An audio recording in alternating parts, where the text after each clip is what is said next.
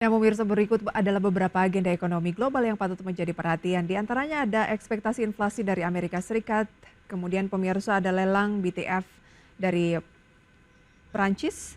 Selanjutnya pemirsa ada cadangan devisa dari Swiss dan beberapa data lainnya seperti produk domestik bruto dari Jepang. Dari dalam negeri sendiri pemirsa ada informasi mengenai indeks kepercayaan konsumen.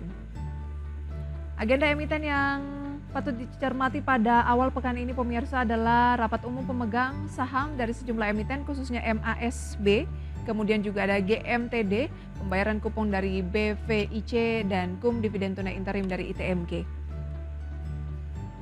Update dari Bursa Asia selengkapnya bisa Anda cermati di layar pemirsa, di mana pada pagi hari ini Nikkei Jepang, Kospi Korea Selatan, kemudian Hang Seng Hong Kong,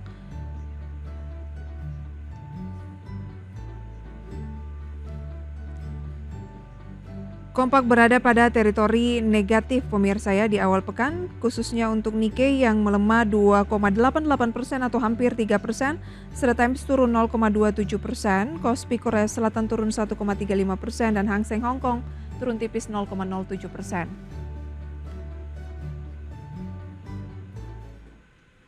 Dan pada pagi hari ini pemirsa kita akan berbincang melalui video conference bersama dengan Pak Gembong Suwito, Direktur Edukasi dan juga Investasi dari Sahamologi. Pak Gembong, selamat pagi.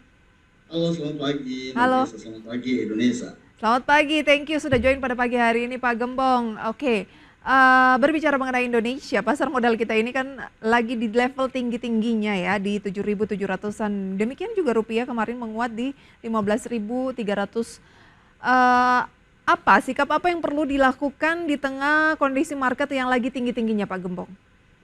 Oke, kalau kita bicara market, maka IHSG di tahun ini itu anomali. Ya, dari 939 emiten yang ada di bursa, anggaplah kita bicara market cap, ada 20 perusahaan terbesar, 8 itu disupport oleh konglomerasi atau grup perusahaan besar.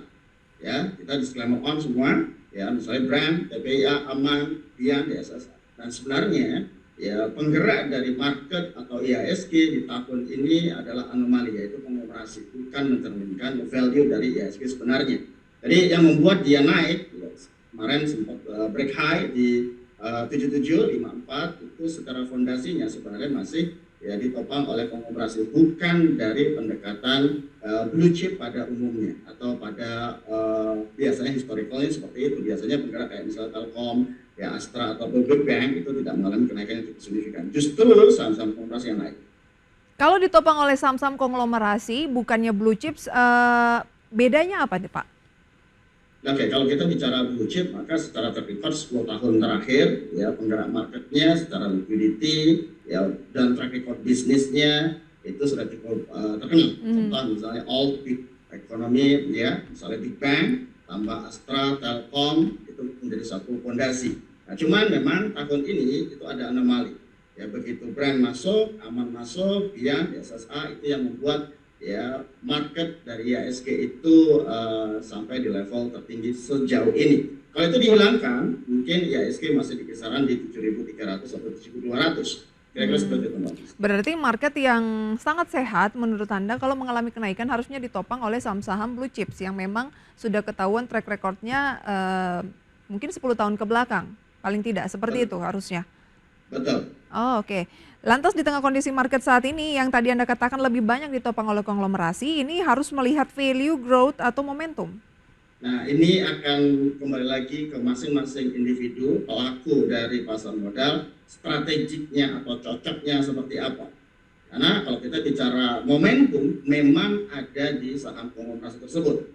Ya, walaupun secara valuasi misalnya itu sangat tinggi.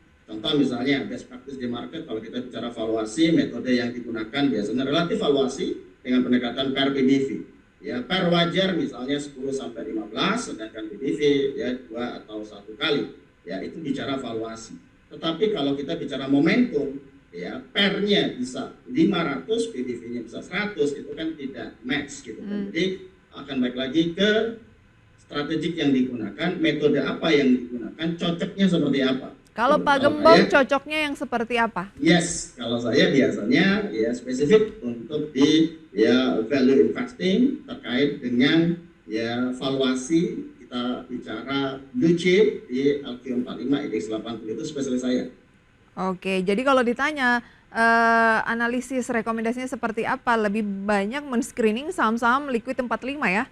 Ya, dan IDX 80 Dan itu IDX biasanya yang 80. hampir 3 tahun terakhir saya gunakan sebagai universe investment saya. Oke, kalau ngomongin soal sentimen market, apa yang sedang menjadi perhatian Anda? Kita ke dalam negeri dulu, ada tidak Pak Gembong? Oke, kita bicara luar negeri dulu karena itu ya kiblatnya atau sentralnya Baik. dari global. Oke, kalau saat ini kira-kira semua akan fokus pada di sisi Amerika. Kemarin, Jumat kemarin, rilis data non-farm payroll itu memang 4 bulan terakhir kinerja pembukaan non-farm payroll NFP di Amerika itu tidak sesuai ekspektasi, di bawah ekspektasi tepatnya. Ya, nah itu di sektor tenaga kerja itu yang membuat ya dari sisi market berharap bahwa ya, The Fed akan menurunkan suku bunga. Nah, The Fed ini di tanggal 19 September pertama itu akan melakukan meeting, tinggal ya sudah ada tanda-tanda Powell sudah menyampaikan bahwa saatnya telah tiba. Nah, terkait apa? Penurunan suku bunga. Tinggal ya suku bunga yang diturunkan apakah 50 basis atau 0,5 atau 25 basis. Ya, kalau misalnya di 25 basis ya memang itu sudah market sudah price in, tetapi kalau ekstrim di 50 basis atau 0,5 itu menjadi sesuatu yang surprise buat market dan itu akan menjadi katalis sangat positif dari sisi market. Berarti itu yang saat ini memang sedang menjadi fokus utama ya terkait dengan sentimen mengenai The Fed ini sendiri. Tapi melihat data non-farm payroll yang membuat market Amerika ini cenderung anjlok pada Jumat lalu, ada kemungkinan tidak mungkin suku bunga ini pemotongannya akan tidak terlalu signifikan, mungkin hanya 25 basis poin. Betul. Kira kalau kita bicara market konsensusnya rata-rata di kisaran di 25 basis point. Itu sebagai langkah awal. Nanti dilihat lagi atau dievaluasi lagi itu biasanya November atau Desember, biasanya November. Jadi kalau sekarang misalnya di 25 basis itu normal harapan kita semua. Tetapi kalau ekstrim di 50 berarti itu surprising. Berarti The Fed akan cukup agresif untuk menaikkan suku bunga. Harusnya sih tidak. Kenapa? Baik. Karena kalau kita bicara pertumbuhan ekonomi yang masih relatif cukup bagus GDP-nya mereka, cuman memang inflasi, nah ini inflasi. Kita akan lihat inflasi di minggu depan, terutama di tanggal 12-13, inflasi ya bulan kemarin itu di 2,9. Konsensus untuk bulan ini adalah 2,6, targetnya adalah 2. Nah ini menjadi indikator yang penting untuk memutuskan The Fed berapa kira-kira percentage yang akan diturunkan suku bunganya. Baik, nah sambil menanti beberapa minggu lagi begitu ya keputusan dari The Fed ini untuk memangkas suku bunga, apa yang seharusnya dilakukan oleh investor retail? Kalau Anda tadi bilang lebih cocok melihat tuh IDX 80, LQ45, itu kan sahamnya ada banyak begitu ya. Kita ulas nanti Pak Gembong, kita jeda terlebih dahulu. Pemirsa, kami kembali usai jeda pariwara berikut. Terima kasih Anda kembali bersama kami pemirsa dan kita masih membahas bagaimana menyikapi kondisi market yang lagi tinggi-tingginya khususnya oleh indeks harga saham gabungan yang sudah mencapai all time high rekor tertinggi Jumat lalu pemirsa 7.754. Rupiah kita juga sedang menguat-nguatnya di 15.300-an. Tadi Pak Gembong ya, Pak Gembong Suwito Direktur Edukasi dan juga Investasi Sahamologi mengatakan cermatilah saham-saham yang masuk dalam indeks LQ45 dan IDX 80. Nah, saham-sahamnya yang seperti apa Pak Gembong? Apakah semuanya tinggal pilih atau bagaimana? Oke, kalau di sisi kami, biasanya kami menggunakan 3 metode. Pertama, kita lihat fundamentalnya, bagaimana kinerjanya, bagaimana valuasi dan story positif atau prospek positifnya. Itu yang pertama. Terus yang kedua dari sisi technical, ya karena memang sahamologi itu kami screener, ya saham-saham berdasarkan technical base, terutama di morning technical, di situ akan terjadi yang namanya sinyal saham fresh buy ataupun buy-nya, kira-kira di situ technical.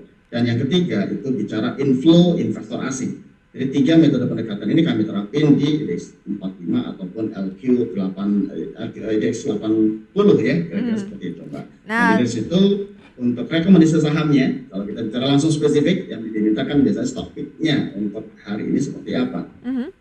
Oke. Nah, yang pertama adalah mungkin bisa ditampilkan, satu adalah di sisi sektor CPO. Sektor CPO di sini ya dari semua emiten-emiten yang CPO itu kami rekomendasi. Memang ini tidak ada di LQ45, tetapi ini sekali sentimen sangat positif. TAPG, kenapa? Karena memang CPO ini ada dua driver yang sangat-sangat positif. Pertama adalah kebijakan ke depan penurunan akan pungutan pajak di CPO, nah itu good untuk industrinya.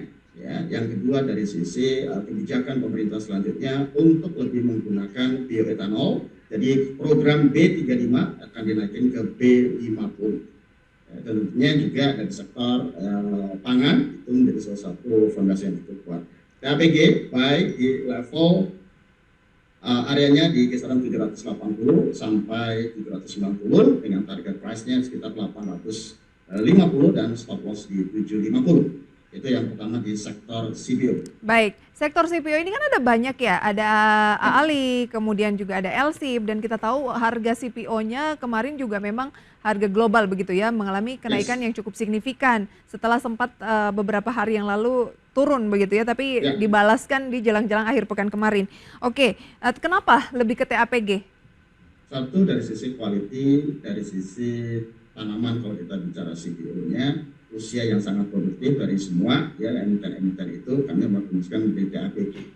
Jadi usia sawitnya itu sangat-sangat muda, sangat-sangat produktif. Kira-kira gitu. Dari sisi produktivitas ya itu akan lebih menarik ya kalau dibanding dengan ya itu yang pertama. Baik, karena TAPG memang sentimen utama yang menjadi penggerak marketnya tadi ada ya penurunan di sisi pungutan pajak terutama terkait dengan ini CPO dan program kenaikan B35 menjadi B50. Jadi ada domestic demand yang cukup tinggi. Baik. Hal ini yang menjadi sektor positif untuk secara sektoral. Makanya kalau minggu kemarin itu hampir rata-rata semua ya saham-saham yang emitennya CPO pada naik, pada terbang. Betul. Nah, memang yang kenaikan terbang tertingginya salah satunya di TAPG karena memang dari sisi quality dan valuasi. Baik, TAPG baik di area 780 sampai 790 dengan target price 850, stop loss kalau turun di bawah 760, dan pada pekan lalu 2 hari berturut-turut di tanggal 5 itu naiknya sampai hampir 6%, kemudian Jumat tanggal 6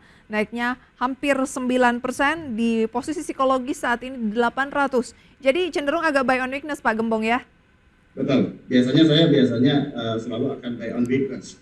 Jadi ikutin versi sedikit, setelah itu secara tren, major trennya masih sangat positif, masih bullish, tetapi biasanya ya kita akan buy on weakness. Baik, kalau ngomongin soal sektor perkebunan di tengah harga komoditas CPO yang sedang menguat, TAPG lah pilihan dari Pak Gembong ya? Betul. Baik.